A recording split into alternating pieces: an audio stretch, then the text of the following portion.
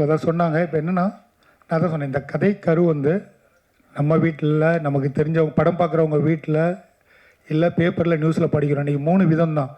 ஒன்று, பெண்கள் டெய்லி நம்ம பார்த்துட்ருக்கோம் இந்த சோசியல் மீடியாவில் எப்படி பாதிக்கப்படுறாங்க. சோசியல் மீடியாவால் இப்போ கூட நீங்கள் பார்த்துருப்பீங்க, ஓசூரில் அவள் லவர் சொன்னதுக்காக ஒரு பொண்ணு ஒரு பெரிய விஷயம் பண்ணிருச்சு. அதெல்லாம் அது மாதிரி ஒரு விஷயம் இதுக்குள்ளே இருக்குது. ஒரு பொண்ணு சோசியல் மீடியாவில் யூஸ் பண்ணுறதுல மட்டும்தான் அவங்க வாழ்க்கை ஒரு பிரச்சனை வருதானா? அப்படி இல்லை, ஃப்ரெண்டுன்னு நம்புகிறவங்களாலையும் வருது. அதை சொல்லியிருக்கோம். இன்னொரு கேரக்டர் பார்த்திங்கன்னா, நம்ம நிறைய பேருக்கு வந்து நம்ம கடன் கொடுத்துருப்போம், சில இதுக்கு நண்பருக்காக பண்ணியிருப்போம்.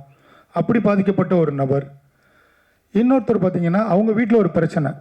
இதெல்லாம் எங்கே வந்து நிற்கும்னா, ஒரு புல்லட்டில் வீரன் அப்படின்னு ஒருத்தன் இருப்பான். அவனை யாராலையும் தொட முடியாது. அவனோட ஒரு தம்பி, அந்த தம்பி ஒரு சின்ன விஷயம் பண்ணும்போது தொட முடியாது இல்லையா? இப்போ என்ன பண்ணலான்னா, இப்போ நேராக போனால் வீரனோட அந்த புல்லட் தான் அதை அந்த அதிகாரத்தோட அடையாளம். இப்போ இந்த 3 பேர் ஊரை விட்டு காலி பண்ணி வர்றவர், வீட்டில் ஒரு பிரச்சனைக்காக நியாயம் கேட்குறவர், இவங்க எல்லாம் போய் இந்த புல்லட்டில் நிற்பாங்க. ஸோ கிளைமேக்ஸ் அந்த புல்லட்டை வச்சு தான் முடிச்சிருக்கோம். ஸோ இது ஒரு சோசியல் காஸ்ட் அந்த இது இருக்கும். இதெல்லாம் மிக்ஸ்டு தான் இந்த சுப்பன். அதுதான் நான் சொன்ன மாதிரி, தீய எண்ணம் கொண்ட எல்லாருமே அரக்கர்கள் தான். அந்த அரக்கரை அழிக்கிறது ஒரு விஷயம் இருக்கு இல்லையா, சூரசம்பாரம் மாதிரி.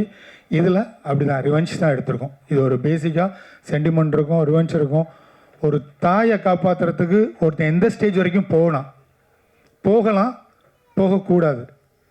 ஒருத்தன் தன்னை கூட பிறந்தவங்களுக்காக என்னென்னலாம் பண்ணலாம், எதுக்கு ரெடியாக இருக்கான், ஒரு குடும்பம் எங்கே ஒரு ரிவெஞ்ச் எடுக்குது. இந்த மாதிரி சில விஷயங்கள் இதில் இருக்குது சார். இது எல்லாமே மிக்ஸ்டாக இருக்கும். ஸோ கண்டிப்பாக sentiments as a revenge actions இருக்கும். நீங்களே பார்த்துருப்பீங்க ட்ரெய்லர். இதுதான் இதோட கதை. ஃபஸ்ட்டு படம் வந்து தேனி டு மதுரை டு தேனி வந்து 5Dயில் எடுத்தீங்க. இந்த படத்தை அதே மாதிரி அதே கேமராவில் பண்ணியிருக்கீங்களா, இல்லை யூனிட் பூராவே மதுரையில் வச்சு பண்ணீங்க? அது ஃபஸ்ட்டு படம். அந்த தொழில் ரகசியெல்லாம் சொல்லாதீங்க சார், இது பின்னாடி பிரச்சனை வரும். ஆக்சுவலாக பெப்சிக்காரங்க நிறைய இடத்துல இந்த கேமரா தான் இல்லை சொல்லி கேமரா சார், நிறைய இடத்துல இந்த சின்ன கன்ஃபியூஸ் இருக்கு. மதுரை டு தேனி விளையாடி போட்டு டிஜிட்டல் கேமரா ஒரு 270 ஒரு கேமரா சோனி. சனிக்கிழமை சாயங்காலம் 5 மணி 2வது படம் தான் அந்த 5D ஸ்டில். அதுதான் செவல் ரெக்கார்ட் கரெக்டாக. அதுக்கப்புறம் வழக்கு நிறைய வந்துச்சு. அந்த கன்ஃபியூஷன் நல்ல கேள்வி. செகண்ட் படம் தான் அந்த 5D, அது லிம்கா ரெக்கார்டு. ஸோ இந்த இந்த படம் வந்து நாங்கள் ரெட் யூஸ் பண்ணியிருக்கோம். ஆக்சுவலாக நிறைய பேர் கேட்கலாம், டிஎஸ்எல்ஆர் சினிமாட்டோகிராஃபர் டிஎஸ்எல்ஆர் அப்படிலாம் யூஸ் பண்ணிட்டு ஏன் ரெட்டு நீங்களே போறீங்கன்னு. ஆக்சுவலாக இது படம் என்னுடைய தயாரிப்பாளருக்கு. எனக்கு நிறைய டிஎஸ்எல்ஆர் இல்லை, இன்னைக்கு லேட்டஸ்ட் வந்திருக்கு அதை விட. ஆனால் ஒரு படம் பண்ணும்போது அவருடைய நண்பர்களும் வருவாங்க, என்னப்பா படம் பண்ணுறேன்னா ஏதோ சின்ன கேமரா வச்சுட்டு இருக்காங்க, கேட்டு பண்ணியா கரெக்டான ஆளான ஒரு பிரச்சனை வரக்கூடாதுக்காகவே நாங்கள் ப்ரூவ் பண்ணியிருக்கீங்களா சார்? இருக்கோம். இருந்தாலும் ப்ரொடியூசருக்கு ஃபர்ஸ்ட் படம்னால ரெட்டில் பண்ணுவோம் அப்படின்னு சாரோட டிஸ்கஸ் பண்ணி தான் இது ரெட்டில் பண்ணியிருக்கேன் சார். வாழ்த்துக்கள் சார். நன்றி. மாப்பிள்ளை பேசும்போது சொன்னார், சமூக நீதியை பற்றி இந்த படம் பேசுதுன்னு சொன்னார். நீங்கள் என்ன மாதிரி சமூக நீதி அரசியல் இந்த படத்தில் வந்து நீங்கள் காட்டியிருக்கீங்க, என்ன தாக்கத்தை ஏற்படுத்தும் இந்த படம்? நான் நினச்சேன் இந்த கேள்வி வரும்னு. அந்த வார்த்தை வந்து தவறான வார்த்தைன்னா எல்லாரும் அதுக்கு பிரச்சனை பண்ண போகிறாங்க. மாப்பிள்ளை இந்த படத்தில் வந்து சமூக நீதியெல்லாம் நம்ம சொல்லலை, அரசியலும் கிடையாது. சமூகத்தில் நடக்கக்கூடிய அநியாயங்கள், தவறுகள், அந்த விஷயத்தை தான் இந்த படம் பேசியிருக்கு. அதை தான் அவர் அந்த வார்த்தைகள் சரியாக சொல்லியிருக்காரு. சமூக நீதி பெரிய வார்த்தை, அது பெரிய அரசியல். நாங்கள் அதுக்குள்ள வரல, சூப்பன் ஜெயிக்கணும். அதாவது சமூகத்தில் நடக்கிற அநீதிகளை சொல்லியிருக்காரு சார். இதில் பார்த்தீங்கன்னா ரொட்டேரியன் நிறைய பேர் இருக்கீங்க போல இருக்கு. எந்த அளவுக்கு ஹெல்ப்பாக இருந்திருக்காங்க ரொட்டேரியன் சார்? இந்த படம் உருவானது காரணமே பாண்டியன் கிளப் தான். ஏன்னா அங்கே போனதுனால தான் இந்த ஒரு ப்ரொடியூசரை நான் சந்தித்தேன். இப்போயும் பார்த்தீங்கன்னா இந்த படம் நான் ஃபஸ்ட் காப்பி காமிச்சேன். சார் கூட நிறைய ரோட்டரி மெம்பர்ஸ் இன்னும் சில பேர் பார்த்து சில கருத்துக்கள்லாம் சொல்லியிருக்காங்க.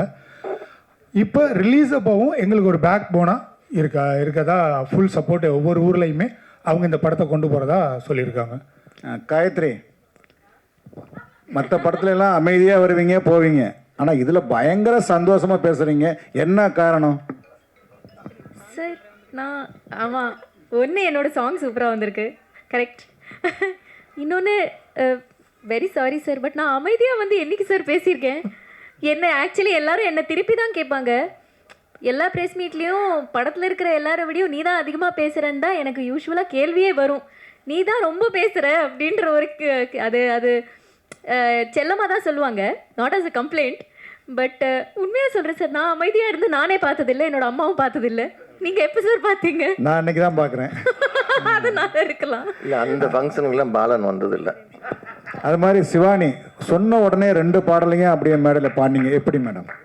சார் ஒரே நிமிஷம், நாங்கள் அது சொல்லுவாங்க என்னென்னா, ஆக்சுவலாக ஒரு முக்கியமான விஷயம் நான் பேசினது மறந்தேன். இதில் வந்து இப்போ நீங்கள் பார்த்த பாட்டு வந்து என்ன ரகுநந்தன் சார் பண்ணி கொடுத்தாரு எங்களுக்காக. மீதி டோட்டல் படத்தோட மியூசிக் உள்ளே வர மாண்டேஜ் சாங், அது வேறு நம்ம பிஆர் சொல்லும்போது பிட் சாங்குன்ட்டாங்க. அது வேறு நானே சிரித்தேன், ஆத்தாடி இந்த வார்த்தையான்னு. மாண்டேஜ் சாங்ஸ் வந்து மற்ற எல்லாமே பண்ணியிருக்காரு. ஸோ இந்த இடத்துல ரகுநந்தன் சாருக்கும் நன்றி சொல்லிக்கிறோம். அந்த சாங் பண்ணி தந்தது மட்டும் சார் பண்ணி தந்திருக்காரு. இதோட சக்ஸஸ் எல்லாம் சாரும் வருவார் மீட் பண்ண.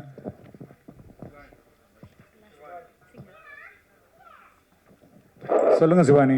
அதாவது ஒரு பாடுவாங்களோட போயிடுவாங்க, இவ்வளோ ஞாபகம் வச்சுக்க மாட்டாங்க.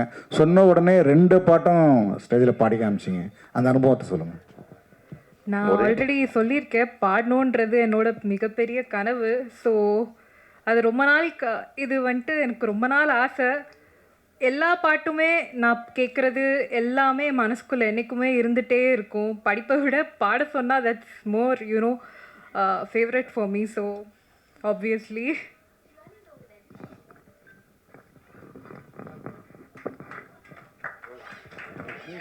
அடுத்து சார், இந்த படத்தில் எத்தனை நாயகன் எத்தனை நாயகி, யார் மெயின் ரோல் பண்ணியிருக்காங்க? சார் இதில் வந்து எல்லா படத்துல மாதிரி ஹீரோ ஹீரோயின்லாம் நான் யாரையுமே கமிட்டும் பண்ணலை, யார்கிட்டையும் சொல்லவும் இல்லை. அந்த கமிட்மெண்ட் நான் யாருக்குமே கொடுக்கல. அஸ் அ லீட் ரோல் ஒவ்வொரு கேரக்டரும். ஆனால் ஒரே ஒரு வார்த்தை கொடுத்தேன், ப்ரொடியூஸ் நீங்கள் வந்து பண்ணிட்டு போகும்போது இந்த படம் பார்க்கும்போது ஏன்டா இதுக்கு போனோம், ஒன்றுமே இல்லை அப்படின்னு நீங்கள் யாரும் நினைக்க மாட்டீங்க. ஸோ ஒவ்வொரு கேரக்டருக்கும் அவங்களுக்கான ஒரு ப்ளே, அவங்களுக்கான ஒரு நியாயம், அவங்களுக்கான ஒரு ஸ்க்ரீன் ஸ்பேஸ் கொடுத்துருக்கேன். அதனால் நான் இதில் லீடுன்னு பார்த்தீங்கன்னா அந்த முக்கியமாக 3 சுமக்கிறவங்க பார்த்தீங்கன்னா வீரன், அது ப்ரொடியூசர் சார் பண்ணியிருக்காரு. அப்புறம் ஸ்ரீராம், பாலஹாசன் பண்ணியிருக்காரு. அப்புறம் அன்பு, அது வந்து ஸ்ரீதேவி பண்ணியிருக்காரு. இவங்க 3 பேருக்குள்ளே தான் மற்ற எல்லாருமே வருவாங்க. ஸோ இப்படி தான் இந்த படம் டோட்டலாகவே போகுது. ப்ரொடியூசர் சார், இது புது தொழில், புது இது எப்படி இருந்தது உங்கள் அனுபவம்? இதில் நான் என்னத்தை கற்றுக்கிட்டீங்க? கண்டிப்பாக சார். அதாவது ஆல்ரெடி வந்து நான் வந்து கிரீஸ் அப்படின்னு சொல்லி ஆட்டோ ஷோரூம் வச்சுருக்கேன். இந்த ஃபீல்டுக்குள்ளே வரும்போது அது எனக்கு ஒரு புதுசாக இருந்துச்சு. ஆனால் எப்படி சொல்கிறது, மதுரையில் நிறைய இடத்துல நான் சின்ன பிள்ளையில் இருக்கும்போது படம் நிறையா எடுப்பாங்க, போய் வேடிக்கை பார்ப்பேன். இப்போ தான் படம் எடுக்கிறாங்களே, இப்போ தான் நடிக்கிறாங்களே, நம்மளால் நடிக்க முடியாத ஒரு சின்ன ஏக்கம் சின்ன வயதுலேருந்தே இருக்குது. அதை டைரக்டர் சார் மூலம் வந்து நிறைவேற்றிருக்கேன் இன்னைக்கு. அதே எனக்கு ஒரு பெரிய சந்தோஷம் சார். சிறகடிக்க ஆசை, நீங்கள் தான் அதில் ஹீரோவாக பெரிய கேரக்டர் பண்ணிட்டுருங்க, அண்ணன் கேரக்டரு. அதாவது ஒரு ஸ்டுடியோக்குள்ளே கிட்டத்தட்ட 3 வருஷமாக பெரிய ஹிட்டு சீரியலு. இப்போ முறையாக மதுரைக்கு போய் பெரிய திரையில் நடிக்கிறீங்க, அந்த அனுபவம் எப்படி இருக்குது? First time sir. நான் இதுக்கு முன்னாடி மதுரைக்கு போனதே இல்லை. சபரிமலைக்கு மாலை போட்டப்போ ஒரு தடவை மீனாட்சி கோயிலுக்கு கூப்பிட்டு போய் இதான் கோயில் உள்ளே சுற்றி காமிச்சு கூப்பிட்டு வந்துட்டாங்க. அதுக்கப்புறம் ஒரு 10 வருஷம் கழிச்சு இப்போ தான் ஷூட்டிங் எங்கேன்னு கேட்டேன், மதுரையிலன்னு சொல்லி சொன்னாங்க. ஆக்சுவலாக எனக்குள்ளேயே ஒரு ஆத்மார்த்தமான ஆசை என்னென்னா, இந்த தொழில் சார்ந்து நான் பல ஊர்களுக்கு ட்ராவல் பண்ணுறது எனக்குள்ளே ஒரு ஆசை இருக்குது. ஸோ அது விஷயமாகவே கூப்பிடும்போது, இன்னொன்று நான் இப்போ ஒரு 10 படம் நடிச்சிருக்கேன். இந்த 10 படத்துலேயே என்ன ரொம்ப நல்லா தாங்குனாங்கன்னு சொன்னால் அது உண்மையிலே இந்த படத்தில் தான். எனக்கு உண்மையிலேயே நான் ஒரு ஆர்டிஸ்ட்டாக என்னை ஒரு நல்லா ஃபீல் பண்ண வச்ச தாங்கின படம்னு பார்த்தீங்கன்னா, அந்த பெருமையும் அந்த வாழ்த்துக்களும் சாருக்கு என்னைக்கு இருக்கணும். யாசத்தை ஒன்று கேள்வி கேட்கலையா சார்? படத்தோட டைட்டிலில் வந்து சுப்பன் முதல் லைட்டரில் புல்லட் இருக்குது, இன்னொரு இதில் வேல் இருக்குது. வீரன்றவர் வந்து புல்லட்டில் தான் வருவாரா? அதுக்கான அர்த்தம் தான் நீங்கள் சொன்னது. வேல் எதை குறிக்குது சார்? வேல் வந்து அந்த வதம் சொன்னேன் இல்லையா, அழித்தலுக்கு, அதுக்காக அது கனெக்ட் ஆச்சு. நான் சொன்னேன் இல்லையா, சூப்பன்னும் போது அந்த அக்கிரமத்தை அழிக்கிறதுக்காக அந்த வேல் கொண்டு வந்திருக்கும். சார், யாசருக்கு ஒரு கேள்வி. தொடர்ந்து நெகட்டிவ் ரோலாக நடிச்சுக்கிட்டு இருந்த யாசரை வந்து இப்போ வந்து நீங்கள் பாசிட்டிவாக நடிக்க வச்சுருக்கீங்க, அதுக்கு என்ன காரணம்னு தெரிஞ்சுக்கலாமா? இல்லை இதுலேயும் பாசிட்டிவ் இல்லை, இல்லை இப்போ ஒரு மேடையில் தான் பாசிட்டிவாக நடிச்சிட்டு இருக்காரு. இல்லை இதுலேயும் பாசிட்டிவ் இல்லை, நெகட்டிவ்லேயே இது ரொம்ப சேலஞ்சிங்கான ஒரு கேரக்டர். ஸோ எல்லோரும் கண்டிப்பாக இந்த படமாக பார்த்தா கண்டிப்பாக சொல்லுவாங்க என் கேரக்டரை பற்றி. ஏன்னா டைரக்டரும் இன்றைக்கி சொன்னாங்க, ப்ரொடியூசர்ஸ் யாரும் சொன்னாங்க, படம் பார்த்துட்டு எஸ்பெஷலி உங்களை சொன்னாங்க. ஏன்னா ஒரு நெகட்டிவ் கேரக்டர் பார்த்து எல்லோரும் நிறைய பேர் திட்டுவாங்க, நானும் திட்டு வாங்கியிருக்கேன். ஆனால் இந்த படமாக பார்த்தா ஆக்டிங் வைஸாக நான் ரொம்ப பாராட்டுவாங்க. ஸோ அதுக்கு டைரக்டர் தான் ரொம்ப நன்றி சொல்லணும். குகன் சார், படம் எடுக்கிறது ஈஸி, ரிலீஸ் பண்ணுறது ரொம்ப கஷ்டம். இந்த சவாலை அதுவும் இந்த வருஷத்துலேயே ரிலீஸ் பண்ண போகிறீங்க, எப்படி இதை வந்து சமாளிக்க போகிறீங்க? ஏன்னா பெரிய படம் ஒரு நாளைக்கு நீங்கள் 13 படம் 12 படம் வருது. அந்த கூட்டத்தில் எப்படி நீங்கள் இதை ரிலீஸ் பண்ண போகிறீங்க? அதுக்கான வேலையில் பேசிக்கிட்டு இருக்கோம் சார். கரெக்டான பிளானிங் இன்னும் இல்லை. ஏன்னா சார் படத்தை பார்த்து முடிச்சதுக்கப்புறம் தான் என்ன பண்ணலாம், நாங்கள் எப்போ ரிலீஸ்னால், நான் என்ன சொன்னேன்னா அடுத்து டிசம்பர் மிடில் போய்ட்டு அவங்களுக்கு தெரியும், நியூ இயர், கிறிஸ்மஸ், பொங்கல்லாம் பெரிய பெரிய படங்கள், எலெக்ஷன் அடுத்து வரப்போகுது. எலெக்ஷன் வந்துச்சுன்னா நம்ம கண்டிப்பாக போஸ்ட் ஓட்டவோ ஓடாது எதுவுமே தெரியாது. ஸோ வந்தால் இந்த வருஷம் வந்துட்டா ஓகே சார். இன்னொன்று என்ன பெரிய பிரச்சனைனா, நான் சார்ட்ட சொல்லும்போது, சார் நம்ம படம் எடுத்துட்டோம், இதுக்கப்புறம் நம்ம ஒரு 6 மாதம் வெயிட் பண்ணோன்னா 1 மாதம் நீங்கள் நண்பர்கள் வீட்டில் கேட்கும்போது ஈஸியாக சொல்லுவீங்க, இல்லைப்பா இந்த இதெல்லாம் பார்ப்பேன். 2வது மாதம் கேட்கும்போது கொஞ்சம் சொல்லுவீங்க. 3வது மாதம் என்னாச்சுன்னு கேட்கும்போது கொஞ்சம் கோவம் வரும். 6வது ஒடுங்கப்பான்றீங்கன்னா இது டோட்டலாகவே இதாயிரும் சார், நம்ம இப்போ இருக்க ஹாப்பிலே போயிடுவோம், பார்த்துடலாம் சார்னு சொல்லியிருக்கோம். ஸோ சின்ன சின்ன நம்பிக்கைகள் தானே. அப்படி நீங்கள் கேட்ட மதுரை டு தேனி பண்ணும்போது முதல் நாள் தான் சென்சார் ஆச்சு, 8 தேட்டர் தான் கிடச்சிச்சு. மக்களுக்கு பிடிச்சதுனால வேறு மாதிரி ஆச்சு. மக்களுக்கு பிடிச்சா கொண்டு போயிடுவாங்கன்ற ஒரு பெரிய நம்பிக்கை உண்டு சார். அது போக அந்த இதில் ஒன்று சொன்னேன், கமல் சார் படம் வந்துச்சு உன்னை போல ஒன்று. கமல் சாரோட போட்டியான உச்சி மலைக்கு ஏறி வந்துட்டேன், குதிச்சா தப்பிக்கிறதுக்கு சின்ன சோர்ஸ் இருக்கும், ரிட்டர்ன் ஆனால் எத்தனை வருஷம் ஆகணும் தெரியாது, அதனால் நான் குதிக்கிறேன்னு சொன்னேன் போட்டி. அது மக்கள் சேர்க்குனாங்க. அதே மாதிரி தான் சார் இப்போயும் நாங்கள் ஒரு ரிஸ்க் எடுத்திருக்கோம். யாசர் இதில் கேட்டதில் அந்த நெகட்டிவில், இதுலேயும் நெகட்டிவ் எல்லா நெகட்டிவ்லையும் வச்சுருப்பாங்க, நான் இப்படி தான் பண்ணுவேன் அப்படி தான். ஸோ அது மாதிரி பெண்கள்கிட்ட தப்பான இருக்கனால ஒரு சில விஷயங்கள் இருக்குங்களா, அப்படி இல்லாமல் ஒரு கேரக்டராக இருக்கும், ஆக்டிங் ஸ்கோப் ரொம்ப இருக்கும். அது மாதிரி சிங்கிள் ஷாட்டு, இந்த படத்தில் சிங்கிள் ஷாட் 2 பேர் நடித்தாங்க எனக்கு.